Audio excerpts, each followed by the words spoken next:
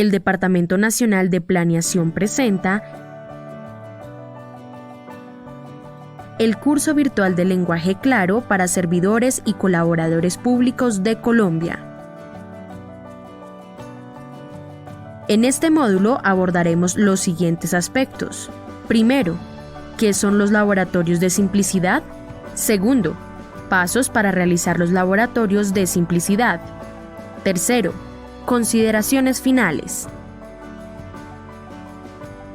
¿Qué son los laboratorios de simplicidad? Es una metodología que brinda las herramientas necesarias para simplificar documentos, formatos complejos e información pública del Estado relacionado con trámites, servicios, programas, normas, respuestas a la ciudadanía en un lenguaje claro con el fin de garantizar la comprensión y el uso de información pública por parte de la ciudadanía y otros usuarios.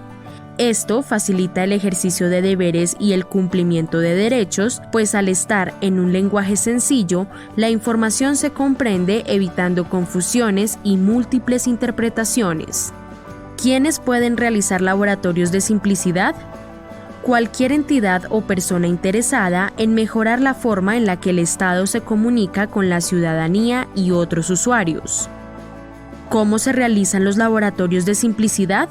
A través de mesas de trabajo en las que participan los equipos técnicos de las entidades que elaboran los documentos y un grupo de posibles usuarios para que, a través de un ejercicio colaborativo, se construyan versiones del documento que sean sencillas y claras para los usuarios, encontrando un equilibrio entre el lenguaje especializado y el lenguaje ciudadano. ¿Qué se necesita para realizar un laboratorio de simplicidad? Conocer las pautas y lineamientos del lenguaje claro. Para ello, el Departamento Nacional de Planeación ha dispuesto para servidores y colaboradores públicos de Colombia 3 herramientas que permiten conocer qué es el lenguaje claro y cómo comunicarse de manera simple y asertiva con la ciudadanía y otros usuarios. Estas son la Guía de Lenguaje Claro para Servidores Públicos de Colombia, 10 pasos para comunicarse en lenguaje claro y el curso virtual de lenguaje claro para servidores y colaboradores públicos de Colombia. ¿Qué documentos o formatos se pueden simplificar? Cualquier documento o formato producido por el Estado. Sin embargo, se sugiere comenzar por simplificar aquellos que sean menos claros para los usuarios. Para identificarlos, las entidades deben habilitar herramientas o espacios para que los usuarios evalúen la claridad de la información que se desea transmitir a través de sus documentos y formatos. Por ejemplo, si la respuesta a un requerimiento se envía por correo electrónico, se sugiere incluir una encuesta que capture la evaluación de claridad. Esto permitirá determinar cuáles elementos deben mejorarse. Las entidades públicas pueden tener en cuenta otros criterios para identificar los documentos o formatos que deban ser traducidos. Impacto en la ciudadanía. Se puede determinar por la cantidad de personas que lo usan o por su relación con un trámite o servicio de alta demanda. Eficiencia institucional. A través del sistema de correspondencia, la entidad puede identificar cuáles temas han recibido mayor número de requerimientos y cuántos de estos han tenido reiteración para aclarar la información suministrada. Comunicación misional o estratégica de la entidad. Documentos relacionados con la forma en que se comunican los planes, programas, proyectos y normatividad de cada entidad.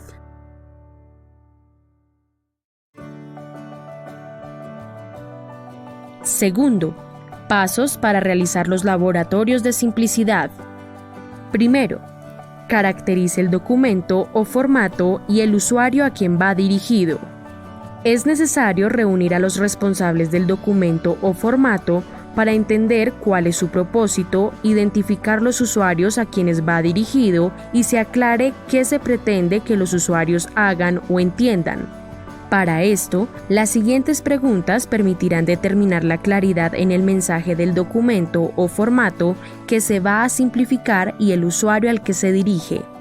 ¿Cuál es el objetivo del documento o formato? Si tuviera que contarle a un colega para qué fue diseñado el documento o formato y cuál es el mensaje, ¿qué le diría? ¿Cuál o cuáles son las secciones más importantes? ¿Con qué trámite, servicio o proceso de la entidad se relaciona? ¿Existen versiones adicionales de este documento o formato? Por ejemplo, boletines, folletos, campañas, etc. ¿Para qué tipo de población está diseñado el documento o formato? Género, edad, estrato, actividad o profesión, nivel educativo, condición especial. ¿Quién lo usa más? Género, edad, estrato, actividad o profesión, nivel educativo, condición especial. ¿Cuándo lo usan? ¿Por qué no lo usan? En caso de que aplique. ¿Cuáles son los canales o acciones de comunicación que ha utilizado la entidad para dar a conocer el documento o formato a los usuarios? Segundo, haga una prueba de comprensión del documento o formato con posibles usuarios. Evaluación ex ante. Invite a un grupo de por lo menos 5 personas que cumpla con el perfil del usuario previamente identificado para que participe en una primera sesión de lectura, diagnóstico y evaluación de comprensión del documento o formato. Es importante escuchar atentamente a los usuarios para identificar lo que no se entiende, lo que falta por comunicar, lo que no queda claro y lo que sobra. Las siguientes preguntas le ayudarán a guiar este primer ejercicio. A. Entendimiento. ¿Cuál cree que es el objetivo del documento? ¿Cuál o cuáles son los mensajes más importantes para usted? Si tuviera que contarle a un amigo o a un familiar para qué sirve el documento o cuál es su mensaje, ¿qué le diría? ¿Usted cree que este documento le es útil? ¿Por qué? B. Identificar términos y partes confusas. ¿Cuáles son las partes del documento o formato más difíciles de entender? Márquelas con rojo. ¿Cuáles fueron las palabras más difíciles de entender o que no entendió? Márquelas con rojo. ¿De qué otra forma diría esto para que fuera más claro o fácil de entender? ¿Considera algunas partes del documento repetitivas? Márquelas con rojo. ¿Cuáles son las partes del documento que no son importantes para usted? Márquelas con rojo. ¿Cree que hay partes del documento con muchas ideas en un solo párrafo o sección? Márquelas con rojo. C. Acción. ¿El documento o formato le explica qué acciones seguir? ¿La información del documento o formato le permite tomar decisiones? ¿Qué información cree que le hace falta al documento o formato para comprenderlo? ¿Le pediría ayuda a alguien para entender este documento o formato? D. Diseño. ¿Cree que debe incluirse ilustraciones, diagramas, tablas, listas, viñetas, etc., que refuercen la información presentada y faciliten la lectura del documento? ¿Cómo le parece el tamaño de la letra, color y tipo? ¿Cómo le gustaría que fuera el tamaño, color y tipo de letra? 3. Simplifica el documento o formato. Con base a la información recolectada del equipo técnico de la entidad y los posibles usuarios, simplifica el documento o formato al lenguaje claro. Para esto, es importante que tenga en cuenta las pautas sugeridas por el DNP para la elaboración de documentos en lenguaje claro. ¿A qué usuarios le está escribiendo?